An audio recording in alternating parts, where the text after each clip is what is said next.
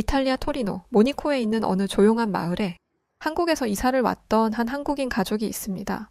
이 한국인 가족은 전단지를 만들어 마을 곳곳에 배포하기 시작했고, 한국인 가족의 첫째 딸은 마을에 있던 한 고등학교에까지 발길을 옮겼는데요. 이에 이탈리아 지역 방송사들은 앞다투어 이 가족들을 취재하기 시작하고, 그것도 모자라 한국인 가족의 막내 아들은 이탈리아 남학생들과 말다툼까지 벌이기 시작합니다. 대체 토리노 모니코의 이 마을에는 무슨 일이 벌어지게 된 것일까요? 오늘 사연 시작합니다. 안녕하세요. 저는 이탈리아 토리노 모니코에 살고 있는 카테리나 베르나르디라고 합니다. 저에게는 둘도 없는 한국인 친구가 있습니다. 그런데 사실 저는 처음부터 그 한국인들을 좋아하지 않았어요. 아니요, 오히려 싫어하기 바빴습니다. 왜냐하면 중국에서 잠깐 지냈던 시절, 기억에 안 좋은 경험들 때문이었죠. 몇 년 전까지만 해도 저는 아버지의 직업 탓에 잠시 중국에서 지내왔어요. 어린 나이에 타지에서 살아야 하니 아는 친구도 없고 외로움에 괴로웠지만 가장 힘들었던 점은 바로 중국인들의 생활 습관 때문이었습니다. 집과 학교가 거리가 멀었던 탓에 학교 기숙사에서 살아야만 했는데요. 정말이지 그들은 너무나도 더러웠어요. 일주일에 한 번 씻을까 말까였죠. 그 때문에 여름철 함께 엘리베이터라도 타면 지독한 악취로 인해 너무 힘들었습니다. 또한 그들은 더러운 것뿐만 아니라 마치 부끄러움을 모르는 사람들처럼 행동하기도 해요. 무단횡단은 기본이고 길에 쓰레기를 버리거나 도무지 조용히 할 줄을 모르는 예의 없는 사람들이었죠. 그러다 보니 저는 한국 사람들도 당연히 마찬가지일 거라고 생각했어요. 아직 한국이 지금처럼 유명할 때도 아니었고 저에게 아시아 사람들은 모두 중국인처럼 각인돼 버렸으니까요. 지금 와서 생각해보면 참 못난 생각이었죠. 같은 아시아 사람이어도 완벽하게 다를 수 있는데 말이죠. 그런 경험을 했던 저희 집 옆에 한국인 가족이 이사 온 것이었습니다. 저는 옆집에 새로운 이웃이 이사 온다는 사실은 알았지만 그들이 한국인일 거라곤 전혀 예상하지 못했었죠. 그날 아침 창문 밖으로 북적거리는 소리가 들려오기 시작했고 저는 새 이웃이 누구일까 두근거리는 심장을 진정시키며 침대 옆 창문을 열었어요. 그러나 그 모습을 본 저의 표정은 굳어버리고 말았습니다. 하얗지 않은 피부를 가진 사람들, 맞습니다. 우리 옆집에 이사 온 가족은 백인이 아니라 한국인들이었어요. 그들의 도착은 제게 충격이었고 멘붕 그 자체였죠. 중국에서의 끔찍했던 악몽이 되살아나는 건 아닐지 겁이 나기도 했어요. 그 순간 검은 머리를 가진 한 남자아이와 눈이 마주쳤는데요. 저도 모르게 쾅 소리가 나도록 창문을 닫아버리고 말았습니다. 그리고 그들을 향한 제 마음의 문도 닫아버렸죠. 그때까지만 해도 제 마음속에는 그들을 맞이할 준비가 전혀 되어 있지 않았습니다. 그런 아시아인들이 우리 옆집으로 왔다? 정말 끔찍하다는 생각만 들었으니까요. 시간이 한참 지난 지금은 누구보다 한국에 대해서 관심이 많고 또 한국이라는 나라에 대해 많은 호기심과 애정을 가지고 있습니다. 또한 옆집에 이사 왔던 검은 머리 남자아이는 제가 누구보다 좋아하고 사랑하는 친구가 되어 있죠. 저희 옆집에 이사 온 한국인들은 저희 마을에 굉장히 특별한 가게를 차렸었어요. 한국에서는 흔하다는 분식 가게라고 했는데 이 가게에서 파는 음식의 맛은 물론이고 가게를 운영하는 시스템까지도 너무 생소했던지라 온 동네가 이 가게의 존재로 떠들썩했었습니다. 가게에서 파는 음식은 제가 태어나서 눈으로 본 적도 없었고 먹어본 적도 없던 낯선 음식들이었거든요. 김밥, 떡볶이, 김치전, 오뎅, 튀김 같은 음식들이었죠. 당연히 저희 마을 사람들은 저 낯선 음식들에 신기해했습니다. 저도 저희 부모님이 음식을 한 번은 사온 적이 있으셔서 집에서 먹어보게 되었는데 굉장히 맛있었어요. 그래서인지는 몰라도 저희 마을에서 굉장히 인기가 많았습니다. 그런데 맛보다 이 한국인들이 운영하는 가게가 인기 있었던 이유는 따로 있었어요. 바로 배달 시스템이었죠. 저희 이탈리아에는 배달 문화가 크게 발달되어 있지 않아요. 보통은 식재료를 사려고 주에 한 번 날을 잡아 차를 움직여 큰 마트로 가거나 식당을 찾는 경우가 일반적입니다. 그런데 이 한국인 가족은 전단지를 만들더니 마을을 돌아다니며 사람들에게 나누어 주기 시작했고 이 전단지에는 배달이라는 독특한 시스템을 가지고 있으니 음식이 필요하면 전화만 달라던 거였어요. 처음에 그 소식을 듣고 믿지 못했죠. 아니 이게 가능한가? 배달이라니? 그런데 그것도 모자라 심지어 밤에도 배달이 가능하다고 하더군요. 나중에 알게 된 사실이지만 한국은 밤이 아닌 새벽에도 배달이 가능할 정도로 시스템이 굉장히 발달되어 있고 심지어 24시간 영업을 하는 가게도 있을 정도라고 하더라고요. 배달 어플로 매장과 음식을 선택할 수 있고 결제까지도 가능하다고 하는데 정말 놀랍더라고요. 이뿐만이 아니었어요. 이 한국인 가족으로 인해서 저희 학교까지 방송국에서 찾아오고 난리가 났었습니다. 난리가 났던 이유는 이 한국인 가족분들 중에 첫째 따님이 학교에 오면서였죠.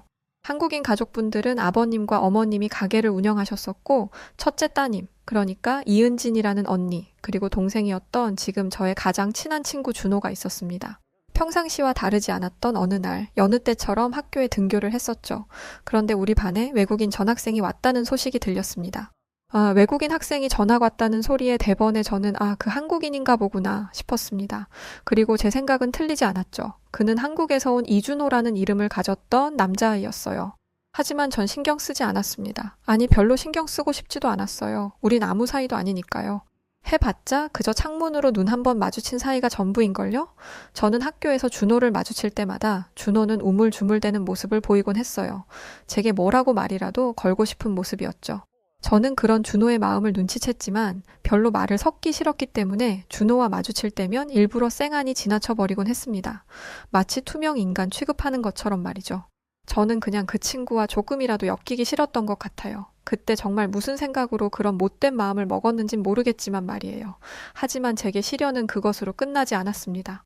사실 이 부분이 가장 중요한 하이라이트라고 말할 수 있겠네요. 그 한국인 가족이 우리 동네와 제가 다니는 학교까지 어떻게 180도 변하게 만들었는지 바로 이 대목에서 나오기 때문이죠. 아주 잠깐만 집중해 주세요. 그날은 아주 평화로웠습니다. 저는 창문 바깥으로 비둘기를 구경하고 있었죠. 그런데 그때 선생님께서 갑자기 청천벽력 같은 소리를 하시더군요. 우리 학교가 더 발전하기 위해 다양한 사람을 아우르는 것부터 출발하기로 했다면서 학교 구성원으로 유색인종을 채용하기로 했다는 것입니다. 솔직하게 말하자면 싫다기보다 굳이 상관은 없었습니다. 누가 학교에서 뭘 하건 그런 사람들은 어차피 외부인이니까 말이에요. 그렇지만 만일 우리 옆집에 있는 한국인 가족 중 한 명이 학교 구성원이 된다면 그것은 말이 달라집니다. 그들은 옆집에 사는 이웃이면서 저와 같은 학교에서 일한다는 이유로 우리 부모님과 제게 치근덕댈 게 뻔하니까 말이에요. 중국인들을 대면해본 이상 그건 아주 상상만으로도 아주 끔찍한 일이었죠. 그래서 저는 제발 누구건 그 한국인 가족 중 한 사람만 아니기를 바랬어요. 하지만 신은 무심하셨죠. 바로 한국인 가족분 중 첫째 따님이 우리 학교의 급식 영양사가 되셨다는 소식을 들었습니다. 바로 우리 어머니로부터 말이죠. 어머니께선 이웃분들을 학교에서도 볼 수 있어 좋겠다며 제게 환히 웃어 보였습니다. 저는 불만이 가득했는데 말이에요. 저는 앞으로 우리 학교 급식 맛이 이상해질 것이 분명하다며 어머니께 집에서 점심을 싸가겠다고 말씀드렸습니다. 여기서 점심을 싸가는 게 어떻게 가능하냐고 궁금해하는 분들이 계실 것 같은데요. 사실 이탈리아에선 각자 외부 음식을 포장해 와서 먹는 경우가 대다수예요. 유럽 국가 드라마나 영화를 떠올려 보시면 이해하기 쉬울 것 같아요. 왜 그런 거 있잖아요. 유럽 드라마나 영화 보면 학생들이 항상 갈색 봉투 같은 걸 들고 다니는 거, 거기 안에 외부 음식을 가져와서 운동장이나 학교 캠퍼스에서 먹는 모습 말입니다. 대다수 학생들이 그래요. 굳이 왜 그렇게 하는지 이해가 안 가실지도 모르겠지만 실은 학교 급식이 그렇게 맛있는 편이 아니기 때문입니다. 게다가 이마저도 무척 성의 없이 만들어지기 때문에 사실 학생들이 급식을 선호하지 않아요. 학생들 먹으라고 내놓은 음식임에도 만들어지지 않고 아예 냉동식품을 주는 경우도 허다하고요. 하지만 저는 급식의 맛이 없을지언정 어찌됐든 돈을 내고 먹는 음식이니 꾸역꾸역 먹던 학생 중 한 명이었습니다. 식사야 대충 하고 집에 가서 맛있는 걸 먹으면 그만인 거니까요. 그런데 이젠 정말 급식을 먹지 않을 이유가 생긴 것이죠. 이탈리아인도 맛없게 만드는 급식을 한국인이 어떻게 바꿀 수 있을까요? 하지만 이것은 완전히 저의 어리석은 생각이었습니다. 이웃집 언니가 급식 영양사가 되고 나서 우리 학교 급식은 완전히 혁명적으로 변했기 때문이죠. 먼저 메뉴에는 종종 한식이 포함되어 있었고 학생들은 영양소가 고루 배분된 식단 덕분에 더 건강하게 식사를 할 수 있게 되었습니다. 냉동 피자나 포테이토 대신 비빔밥, 불고기와 같은 메뉴가 등장했거든요. 처음엔 모두가 거부감을 가지는 것처럼 보였으나 한 입 먹어본 이후 학생들은 미친 듯이 숟가락질하기 시작했습니다.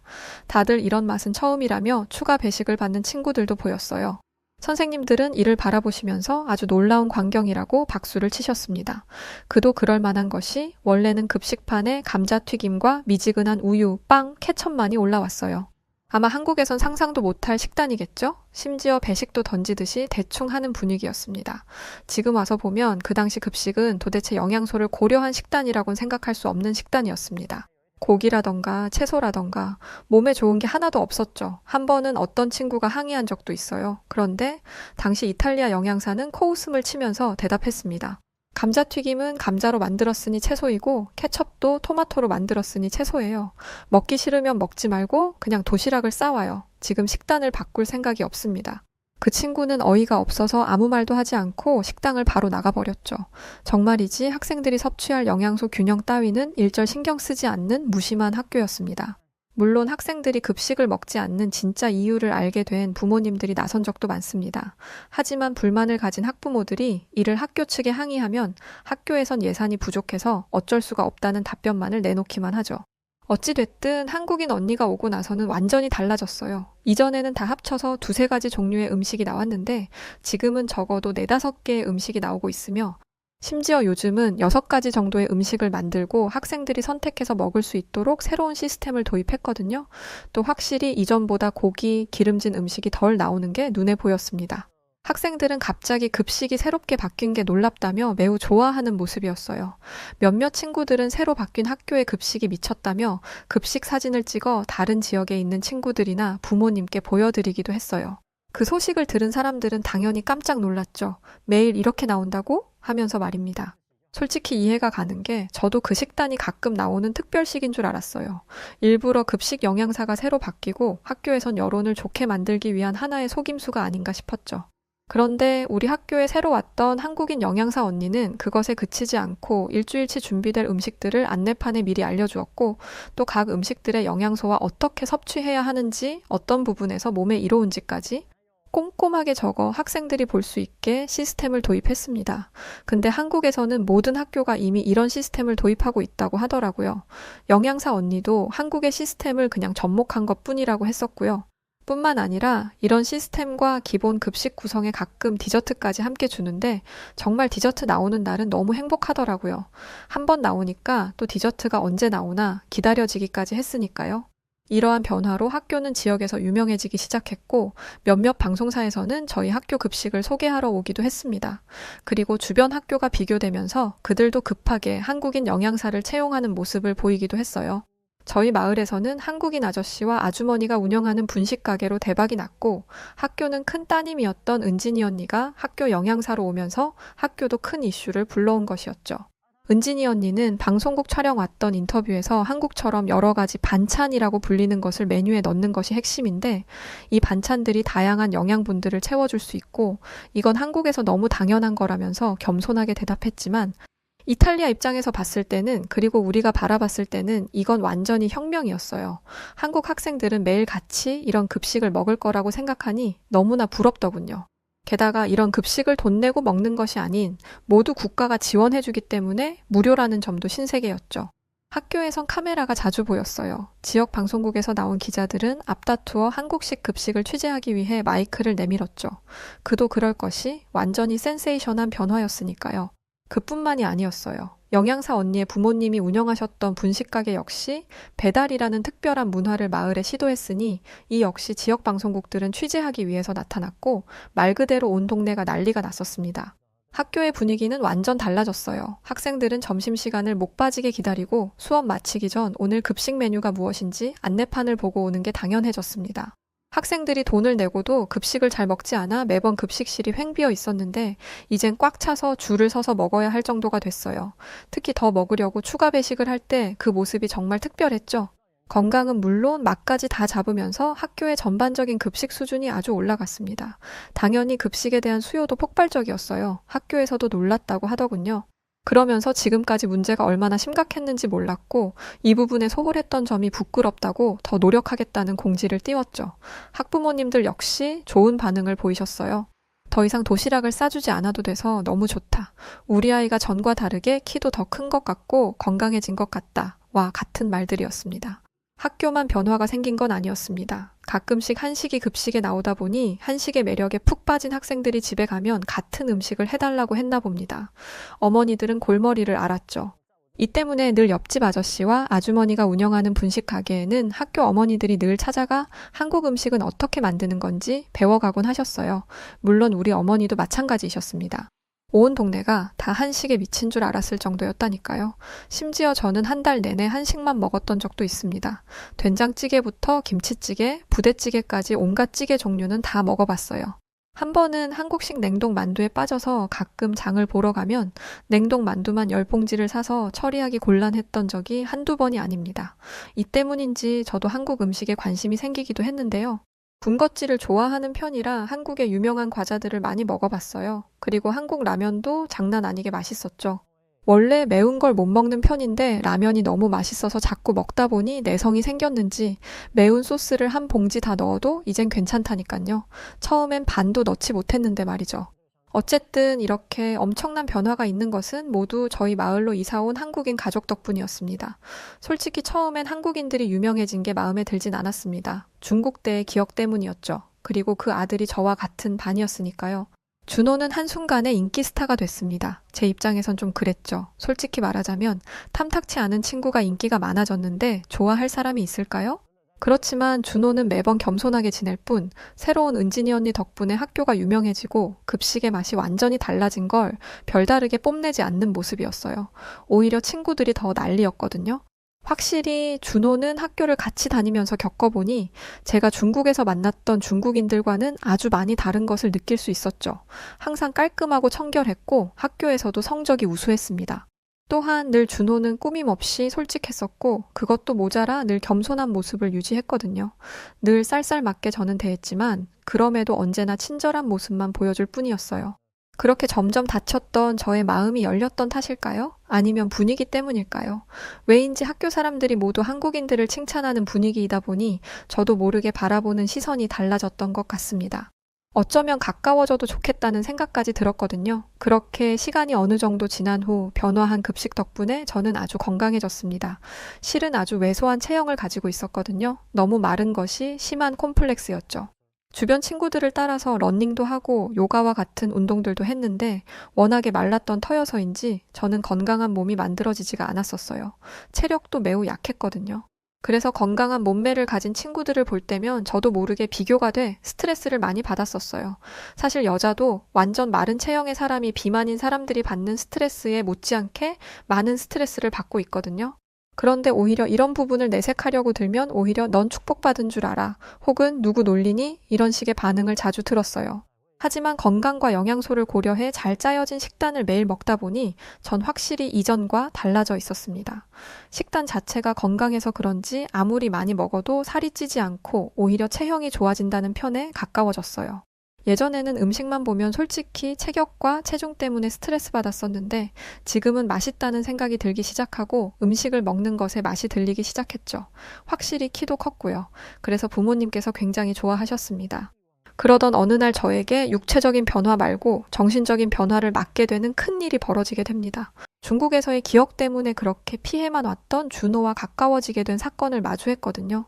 사실은 부끄럽지만 저는 학교에서 힘든 시간을 보내고 있었어요. 학교에서 악동이라고 불렸던 마이클을 포함한 못된 친구들로부터 괴롭힘을 당하곤 했죠. 마이클은 물리적인 힘뿐만 아니라 말로도 저를 괴롭혔습니다. 학교 끝나고 좀 놀자는데 싫어? 야, 그나마 나나되니까 너랑 만나준다고 하는 거야. 너 같은 게 어디 평생 남친이나 만들 수 있겠냐? 그 친구들의 놀림은 저의 외모와 제가 가끔 어눌하게 말하는 것에 대한 것이었고 어느 날은 사물함에 음식물 쓰레기를 넣어놓거나 복도에서 마주치면 일부러 엉덩이를 툭 치고 지나간 적도 많았습니다. 하지만 그 친구들을 건드렸다간 집까지 찾아와 저를 괴롭힐 것이 뻔했기 때문에 매번 침묵으로 응했어요. 그날도 마찬가지였는데요. 학교가 끝난 후 저는 평소처럼 집으로 가는 길을 걷고 있었습니다. 골목길을 지나면서 저는 항상 긴장하곤 했죠. 그 골목은 늘 조용하고 사람들의 발길이 드물어 마이클이 저를 괴롭히기에 완벽한 장소였거든요. 그리고 그날도 예외는 아니었습니다. 마이클은 친구들과 함께 저를 애워쌌죠. 그의 눈빛은 평소보다 더 악랄해 보였고 저는 티내지 않았지만 엄청난 두려움을 느꼈습니다. 그리고 마이클은 제게 다가와 저를 뒤에서 껴안더니 조롱을 하기 시작했죠. 야, 좀 놀자니까? 왜 자꾸 우리를 피해? 너도 솔직히 좋잖아? 누가 널 이렇게 안아주겠냐? 마이클의 말에 친구들은 배를 잡고 깔깔 웃더군요. 저는 고개를 숙이고 그 상황에서 벗어나려 했지만 마이클은 저를 쉽게 놓아주지 않았습니다. 정말 치욕스러운 순간이었고 죽고 싶은 심정이었습니다. 사실은 학교에 조심스럽게 이야기를 꺼낸 적도 있지만 학교에서는 알겠다, 조치해주겠다라는 말을 했지만 그날 이후로 어떤 조치가 있는 것 같지도 않았어요. 왜냐면 늘 똑같은 일이 반복되었으니까요. 부모님에게도 말하지도 못했고요. 저를 괴롭히던 친구들은 제 팔과 다리를 한 사람씩 잡아채기 시작했고 제 가까이에 마이클이 다가와 나쁜 짓을 하려고 했습니다. 소리를 지르고 싶었지만 다른 친구가 제 입까지 막고 있었으니 어쩌지도 못했어요. 눈을 질끈 감았던 그 순간이었어요. 어디선가 낯선 외침이 들렸고 눈을 뜨니 제 눈에 익숙한 얼굴이 보였습니다. 맞습니다. 바로 준호였죠. 준호는 이 상황을 목격하고 망설임 없이 제가 있는 곳으로 달려왔습니다. 그리고는 마이클과 친구들을 향해 지금 뭐 하는 거냐면서 당장 카테리나를 놔줘 라면서 소리쳤어요. 준호의 목소리는 매우 단호했고 늘 상냥하고 친절하기만 했던 준호의 태도는 결연했습니다. 준호의 등장으로 마이클과 그의 친구들은 당황한 듯 보였어요. 준호는 이미 학교에서 아주 유명 인사였으므로 준호가 누구인지 다 알았죠. 마이클 일행은 왜 네가 여기에 끼어드냐면서 별일 아니니 가라고 했지만 준호는 그러지 않았어요. 사실 준호는 체격이 좋았습니다. 그래서인지 마이클과 그 친구들도 준호에게 함부로 덤비려 들지를 못했습니다. 마이클은 준호에게 이렇게 말하더군요. 야, 얘한테 지금 사귀자고 고백하고 있던 건데 네가 왜 끼어들어? 남의 연애사에 상관 말고 너 가던 길 그냥 가. 그 말을 들은 준호는 마이클을 두 손으로 밀치고 저를 자신의 등 뒤로 숨기더니 이렇게 말하더군요. 니들 지금 무슨 소리 하냐? 카테리나 나와 사귀는 거 몰랐어? 니들이 감히 내 여자친구한테 손을 올려? 죽고 싶어? 그 말을 들은 마이클과 그 친구들은 당황한 표정을 짓더니 뒤로 슬금슬금 물러나더군요. 그러더니 내 참 똑같은 고만한 놈들끼리 참 좋겠다 라고 말하고는 자리를 피해 도망갔습니다. 덕분에 저는 그쯤에서 그만하고 준호로부터 구출될 수 있었어요. 그 순간 말로 표현하지 못할 정도로 큰 감동을 받았습니다. 코끝이 찡할 정도로 말이에요. 준호는 저의 눈을 보면서 괜찮니? 라며 걱정해 주었고 저는 준호의 말에 저의 의지와 상관없이 준호의 품에 안겨버리고 말았었죠. 여태껏 저는 준호를 무시하고 피했는데 준호는 그동안의 일을 전혀 개의치 않고 그 상황에 적극적으로 개입하여 저를 보호해 주었습니다. 저는 준호에게 진실된 고마움을 느꼈으며 과거에 제가 준호를 좋지 않은 시선으로 바라봤던 시간을 후회했죠. 이렇게 좋은 사람인 줄 알았다면 정말이지 더 일찍 친해졌어야 했는데 말입니다. 그 순간부터 준호는 그저 제 이웃이자 친구일 뿐만 아니라 저의 보호자이자 저의 남친이었습니다. 저는 과거의 제 행동과 생각이 부끄러웠기 때문에 어떠한 말도 건넬 수 없었지만 준호는 여자친구 대하듯이 아무렇지 않게 제게 말을 걸어주었고 그렇게 준호와 저는 골목을 벗어나며 서로 집으로 가는 길 긴 대화를 나누었죠. 준호는 또다시 이런 일이 발생하면 언제든 자신을 찾으라며 저에게 자신이 항상 제 편이라고 말했습니다. 저를 괴롭히는 아이들을 더 이상 견딜 수 없다고 하면서 말이에요. 저는 솔직한 마음을 고백하면서 과거의 행동과 말들을 모두 사과했어요. 그동안에 제가 해왔던 못된 마음을 준호에게 말하면 돌아서진 않을까 걱정했지만 준호는 오히려 솔직하게 말해줘서 고맙다며 사실은 아버지를 통해 옆집 아저씨가 너에 대해 이야기해줘서 이미 어느 정도 알고 있었다고 하더라고요. 그래서 사실 학교에서 신경 안 쓰는 듯 했지만 계속 지켜봤었다고요. 이 사건은 저에게 큰 변화를 가져왔습니다. 준호는 둘도 없는 저의 친구이자 사랑하는 남자친구가 되어 있죠. 저는 더 이상 혼자가 아니라는 것을 깨달았고 준호와 그의 가족이 제게 얼마나 소중한지도 알게 되었습니다. 그 사건 이후 준호와 저는 가까워졌고 그렇게 한국인 가족분과도 자연스럽게 가까워졌습니다. 그리고 어느 날 주말에 준호와 만나려고 옆집을 갔었어요. 한국인 아저씨와 아주머니께선 저를 보고는 왔냐면서 아주 반가워하셨습니다. 정말 인자한 미소로 웃으시면서 말이에요. 그리고 아주머니의 요리 솜씨는 정말 훌륭했습니다. 아주머님의 솜씨를 지금 우리 학교 영양사로 있는 은진이 언니가 그대로 학교에까지 전파하고 있는 거구나 싶을 정도였죠. 이제 그 한국인 가족은 단순히 옆집 사람들이 아니라 저의 진정한 가족과 같은 존재가 되었습니다. 어머니와 아버지께선 싫다고 피하던 제가 이렇게 바뀌어버린 모습을 보곤 놀라워하셨죠. 같은 아시아 국가라고 하더라도 이렇게 완벽하게 다를 수 있구나 싶었습니다. 사실 유럽인들은 나라가 달라도 성향이나 성격, 습성이 다 비슷비슷하거든요. 그런데 제가 만난 중국인들과 한국인들의 차이는 완전히 다른 사람들이었어요. 저는 준호를 비롯해서 은진이 언니와도 많이 친해져서 자주 놀러도 다니고 그랬는데요. 그러면서 한국이라는 문화에 대해 많은 것들을 공부했죠. K-팝은 물론이고 전통 문화와 전통 음식 그리고 다양한 미디어 콘텐츠들도 접했습니다. 하루는 한국 영화를 몰아보느라 늦게 자서 어머니께 혼난 날도 있을 정도예요. 최근에는 은진이 언니한테 음식을 배우면서 직접 한식을 만드는 것에 취미를 가지기 시작했습니다. 어머니께선 부엌을 엉망으로 만들어 놓는다며 매번 잔소리하셨지만 그러면서도 바뀐 저의 모습이 나쁘지만은 않은 듯 보이셨어요. 아버지는 살다 살다 우리 딸이 만든 요리를 먹어보게 될 줄 몰랐다며 호탕하게 웃어 보이셨죠. 저는 매일매일을 즐기게 되었으며 준호와 함께하는 등하굣길을 손꼽아 기다리게 되었습니다. 학교에서의 점심시간과 등하교 시간은 이제 제 하루 중 가장 기대되는 시간이 되었습니다. 그리고 저는 더 이상 이전의 카테리나가 아니라 완전 다시 태어났죠. 한국인 가족 덕분에 제 삶은 전보다 훨씬 풍부해졌습니다. 그들과의 인연은 제가 세상을 바라보는 방식을 바꾸어 놓았다고 해도 과언이 아닐 정도예요. 쑥스러운 마음에 직접적으로 말하진 않았지만 사연을 적는 김에 이 자리를 빌려 말하고 싶습니다. 한국인 가족들 덕분에 제 삶에 많은 것이 변했으며 한국인 가족분들의 등장으로 우리 마을과 학교에 선한 영향력이 전파되어 더 활발하고 행복한 시간들이 가득하니까요. 방학이 오면 저는 준호와 함께 한국을 여행 가기로 했는데요. 그날이 빨리 오길 손꼽아 기다리고 있습니다. 자, 오늘 사연은 여기까지입니다. 한국인 가족분들의 등장으로 정말 마을에 큰 변화가 있었네요. 사실 한국에서는 너무 당연한 것들인데 유럽에서는 굉장히 신기한 문화들로 느끼고 있다더라고요. 배달도 그렇고 아이들 영양에 맞는 급식 문제도 그렇고 말이죠. 여하튼 사연 보내주신 카테리나 베르나르디 씨의 사연 정말 감사드리고 멋진 한국인 남자친구 생기신 거 축하드립니다. 네, 그럼 오늘 사연 어떻게 들으셨나요? 오늘 사연이 재밌으셨다면 구독, 좋아요, 알림 설정 아시죠? 그리고 새로 오신 서수연 아나운서분께서 응원의 댓글 감사하다고 인사 전해달라고 하셨어요. 자, 그럼 더 좋은 영상으로 찾아뵐 것을 약속드리면서 오늘은 물러가겠습니다. 늘 좋은 날 되시고요. 지금까지 사연을 전해드리는 여우튜브 송은지였습니다. 끝까지 시청해주신 분들 모두 고맙고 진심으로 감사합니다. 사랑합니다. 당신만의 여